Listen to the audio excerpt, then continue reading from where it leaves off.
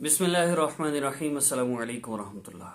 हज़रत उमर बिन अब्दुल अज़ीज़ रहीमहुल्लाह के 11 बेटे थे और जब आप वफ़ात पाने लगे तो एक आदमी आपके पास आया और उसने आकर ये कहा कि उमर बिन अब्दुल अज़ीज़, आपने अपने बच्चों के साथ इंसाफ नहीं किया। आपने फरमाया कि वो कैसे, आपको कैसे लगा कि मैंने अपने बच्चों के साथ इंसाफ नहीं किया?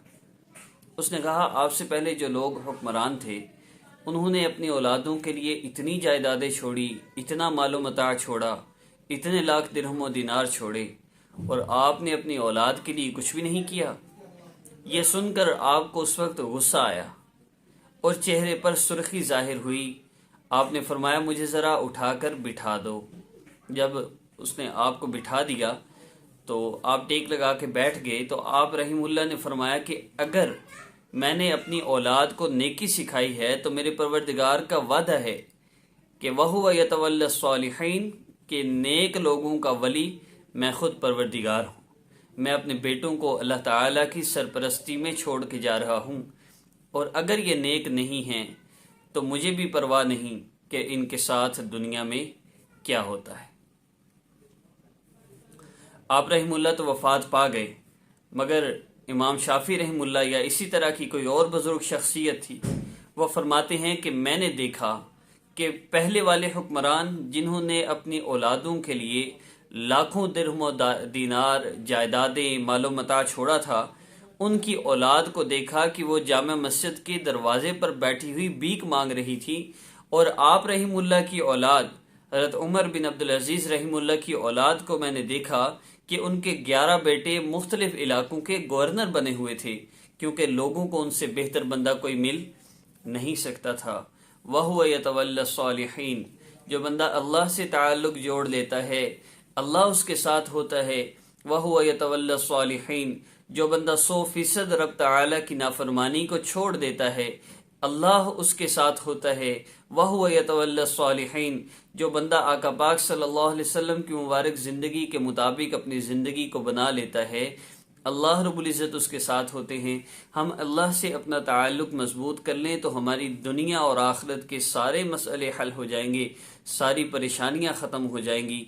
याद रखिए कि इस वक्त इस दुनिया में जितने भी लोग जितनी भी परेशानी और मुसीबतों में मुब्तला हैं, ये सारे के सारे लोग अल्लाह रब्बुल इज़्ज़त के मोहताज हैं, और आइंदा और जो पहले लोग हैं सब के सब अल्लाह रब्बुल इज़्ज़त के हुक्म के, अल्लाह रब्बुल इज़्ज़त के अमर के मोहताज हैं, और अल्लाह रब्बुल इज़्ज़त के सिवा कोई किसी का मसला हल नहीं कर सकता।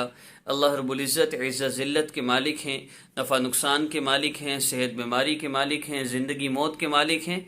अल्लाह जो चाहे वही होता है। अल्लाह रब्बुल इज़्ज़त के एक कुन की बात है, हमारे सारे मसले हल हो सकते हैं, लेकिन उस कुन के लिए हमें आमाल करके अल्लाह रब्बुल इज़्ज़त को राज़ी करना है। उन आमाल के लिए हमने बेसिकली एक सेटअप बनाया है। जब इंसान अल्लाह रब्बुल इज़्ज़त से ताल्लुक़ जोड़ने के लिए एक कदम बढ़ता है तो हदीस मुबारक में आता है कि जब बंदा एक बालिश्त अल्लाह रब्बुल इज़्ज़त की तरफ बढ़ता है, अल्लाह रब्बुल इज़्ज़त उसकी तरफ एक हाथ बढ़ते हैं। आदमी चल कर अल्लाह रब्बुल इज़्ज़त की तरफ जाता है, अल्लाह रब्बुल इज़्ज़त की रहमत दौड़ के उसे थाम लेती है।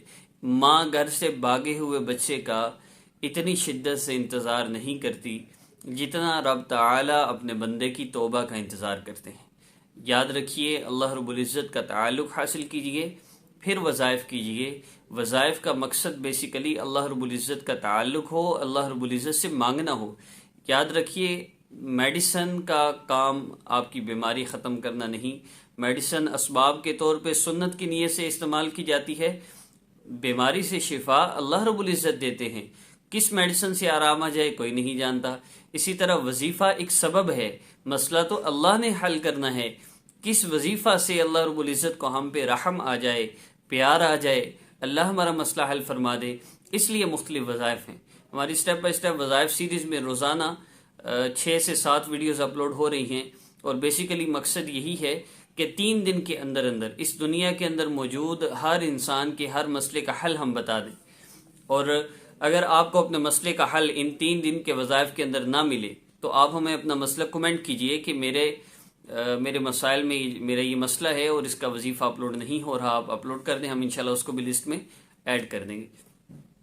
تو آج کا ہمارا عمل کاروبار کے حوالے سے ہے، اور اس میں اگر آپ کو کسی بھی طرف سے اشکال ہے، کسی نے آپ سے یہ کہہ دیا کہ آپ پر بندش ہے، آپ پر جادو ہے، کسی نے آپ پر تعویذ کروائے ہوئے ہیں، دکاندار آپ سے حسد کرتا ہے، تو ایسا کچھ نہیں ہے۔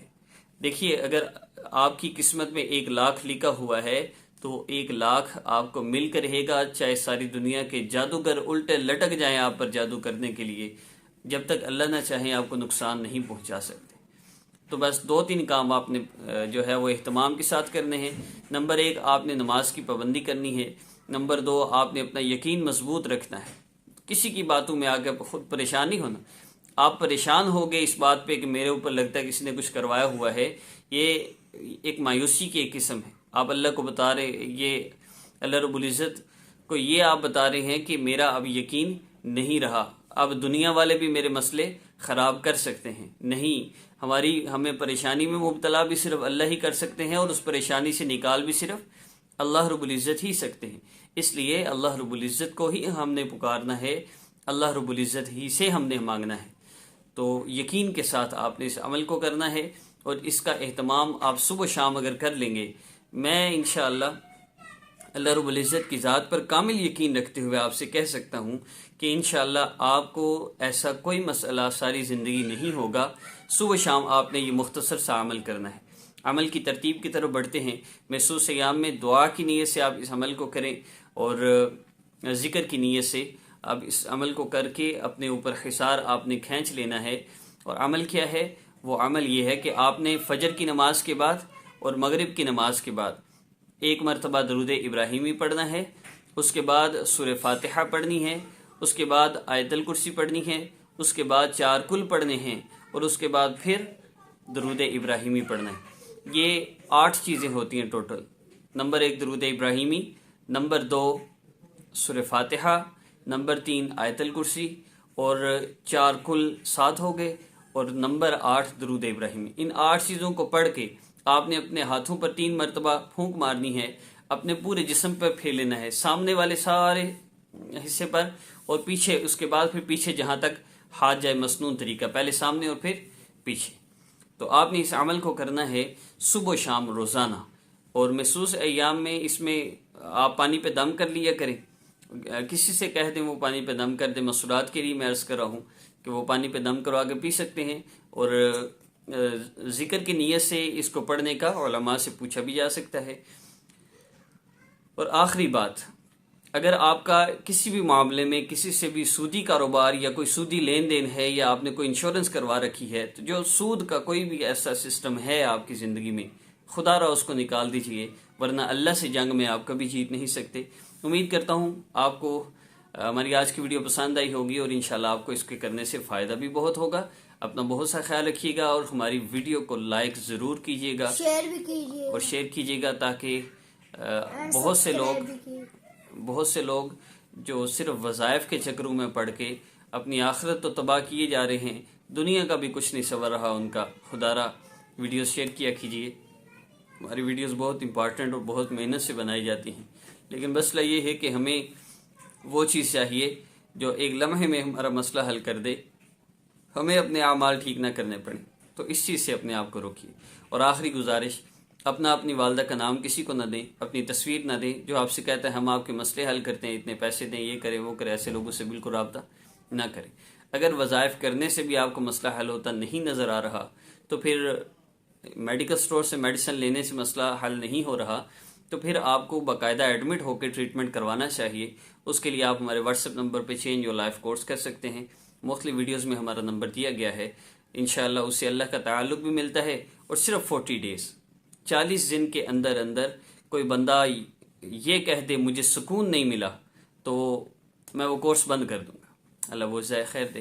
السلام علیکم ورحمۃ اللہ۔ چینل کو سبسکرائب کرنا، ویڈیو کو لائک کرنا بالکل نہ بھولیے گا، اور کمنٹ سے اپنی آراء سے ہمیں ضرور آگاہ کیجیے گا۔ السلام علیکم ورحمۃ اللہ وبرکاتہ۔